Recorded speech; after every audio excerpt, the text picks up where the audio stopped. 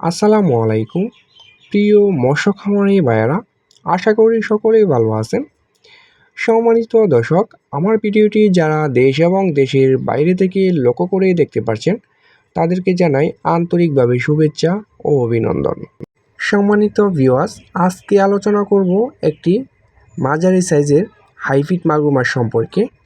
যেমন এই হাইফিট মাগুর মাছটি আপনার পুকুরে ছাড়তে হলে কেমন টাকা খরচ হবে এবং কি খাদ্য খাওয়াবেন এবং কত দিনে বাজারজাত করতে পারবেন। সম্মানিত দর্শক, বিস্তারিত আলোচনা করে থাকবো, পাশে থেকে পুরো ভিডিওটি লক্ষ্য করে দেখবেন।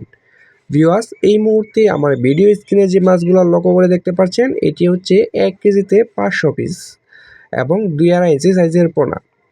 দর্শক, কম খরচে অল্প সময়ে যারা মাছ চাষ করতে যাচ্ছেন তারা অবশ্যই হাইফিট মাগুর মাছের পোনা বেছে নেবেন।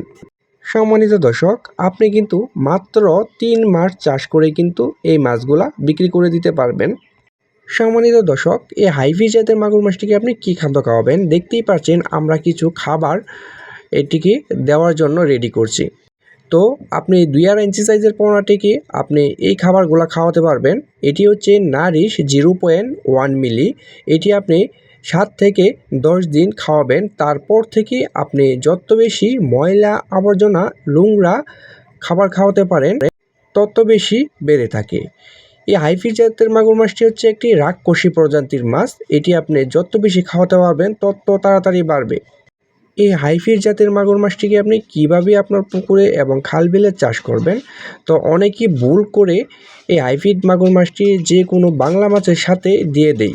এরকম ভুলটা কখনোই করবেন না, কারণ এটি হচ্ছে একটি রাক্ষসী প্রজাতির মাছ। আপনি অন্য কোনো মাছের সাথে দিলে এই মাছগুলাকে খেয়ে ফেলবে।